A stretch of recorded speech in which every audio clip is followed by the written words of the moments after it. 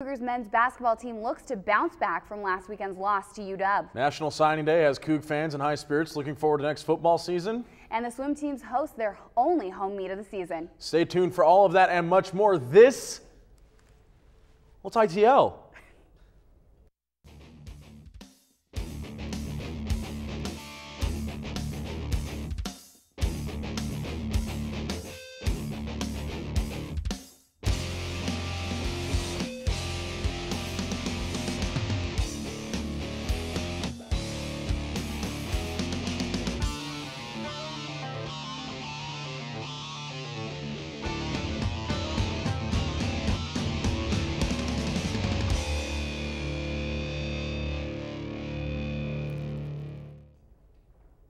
Good evening and welcome to another season of Inside the Lines. I'm Michelle Ledka. And I'm Michael Preston. Thank you for joining us from live here in Studio A in the Murrow Complex on the beautiful campus of Washington State University. See, that's live TV.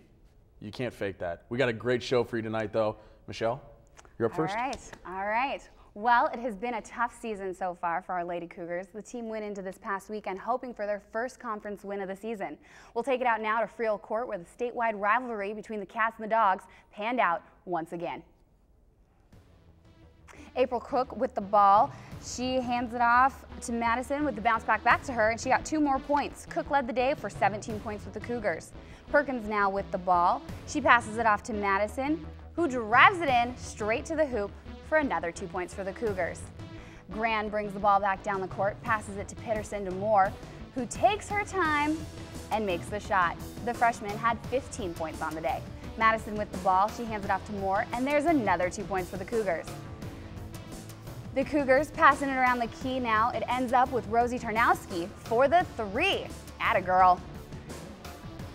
Jasmine Perkins driving it in. She passes it out to Cook, who misses it. Cougs rebound it. They maintain control. And with the shot clock ticking down, it comes down to the wire with Perkins here, who hits the shot right before the buzzer. Now, as you can see, there's only minutes left on the clock and the Cougs are up. Cook rushes in with her shot, but the Dogs rebound it right here. Now, if only she'd taken her time, maybe there would have been a different outcome. Dogs take it now down the court. Now, they really should have watched the Dogs. Like I said before, the Cougs should have taken a note from here. Anyway, the ball ends up with Sandy Whitcomb, who takes her time. She dribbles it in, sets it up, and the jumper is good, letting the Dogs back into the game. Sarah Morton's free throw here brings the Dogs up by 2. With 20 seconds left on the clock, the Cougs are frantic. There's a few slip-ups.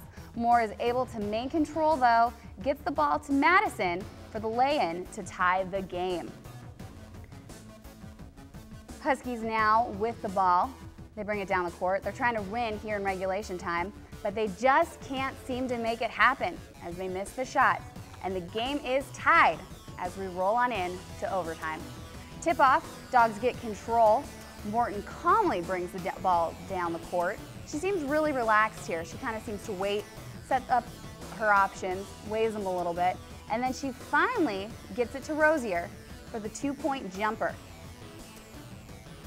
Cougs now with the ball. Katie Madison gets it. Now watch how physical it gets in here. There's a little elbow throwing, and here it comes.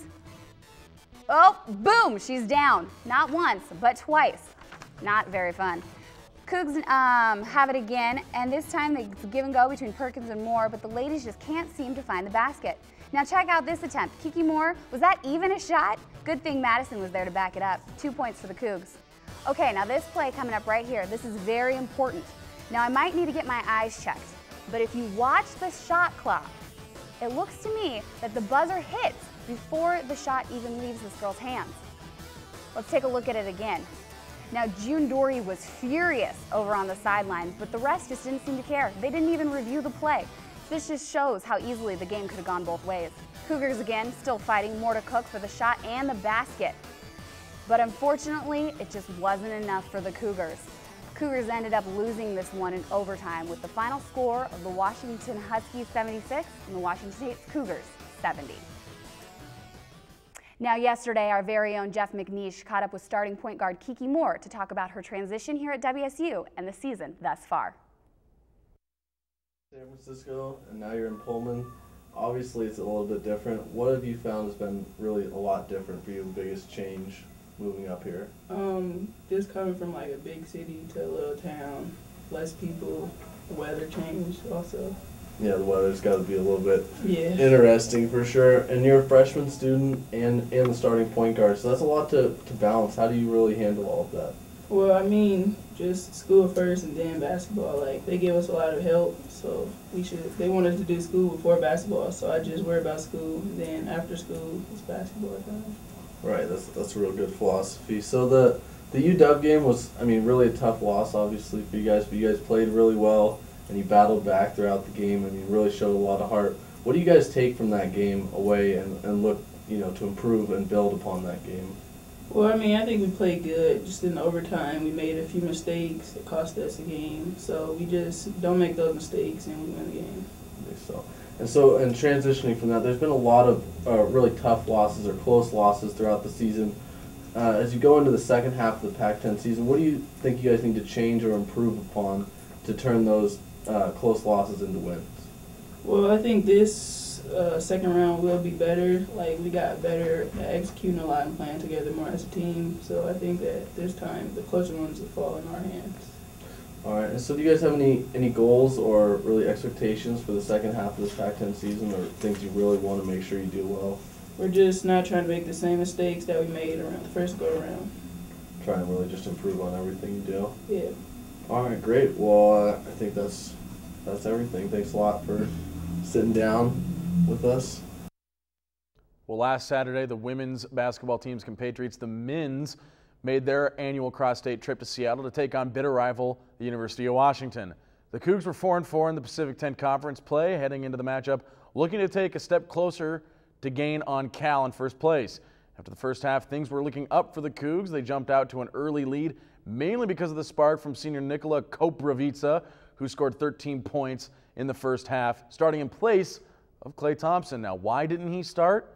Well, he was late for the bus to leave to Seattle on Friday, and as a result, his 53-game streak of being in the starting lineup came to a rather abrupt end. Well, WSU took a 40-36 lead into the locker room, but forgot to show up for the second half. I guess just threw the towel in a little bit. The Cougs gave up 56 second-half points to the Huskies and scored their first field goal 7 minutes into the half. WSU was trounced 92-64, the 28-point loss, the worst of the season for the Cougs. Even in the loss, there were a few unexpected bright spots. Freshman Xavier Thames scored a career-high 15 points on 6 of 8 shooting, and senior Nikola Koprivica recorded his first career double-double, 13 points, ripped down 11 boards. Not a bad game for the Serbian. And now, time to go out to Alicia Kaiha, who caught up with starting point guard Reggie Moore as he wraps up the first half of Pac-10 play and looks towards the second half. Hi, this is Alicia. I'm here with ITL, and we are here with Reggie Moore, the fabulous freshman here. So, Reggie, after the game this weekend, how do you feel about it? I know it was a tough loss, but it's something you got to learn from and bounce back from it. You can't really ponder on it. Definitely. So, as far as just the game prepping for Arizona for state, how do you feel about this this upcoming game? Well, we already played them both once, so we kind of got a feel for them. We were 1-1 down there, so we got to try to get these 2 wins this weekend. Definitely the 2 wins, but as far as, playing the game at UW and here, what's the difference between home versus playing away? Do you think there's a huge difference? Oh, yeah, there's a huge difference. I don't know, a lot of shots go down at home that probably wouldn't go down away, just feeding off the crowd and stuff like that. Definitely. So definitely for the fans. I know this is your first year as well. What kind of, inside rituals do you do before the game, Reggie? I just listen to some music, listen to the same songs probably over and over again. My teammates get mad at me because I got them on repeat. Definitely. And as far as just, for the rest of the season, what kind of player are you looking to play? What team are you really looking to play for? What you mean? As far as, competition-wise, is there a player in the Pac-10 that you're really excited to play for, or, play against, or a team specifically that you really have a rival against? I want to play UW again. We got to get them back. They really embarrassed us on their home court, so hopefully when they come here, we can do the same. Definitely. Thank you, Reggie. Appreciate it. Oh, yeah, for sure. Thanks, Alicia. Well, a lot has happened since our last episode of Inside the Lines. While most students were on winter break, the men's basketball team was still here in Pullman, finishing up their non-conference play and gearing up for the regular season. Now, the first game of the conference play, I'm sure, is one that most Coug fans would like to forget. Taking on Northwest rival Oregon, the Cougars seemed to have the game wrapped up in regulation, leading by 2 points with 0.3 of a second left on the clock. But before the game was called, the Cougar bench was called for a technical foul. Turns out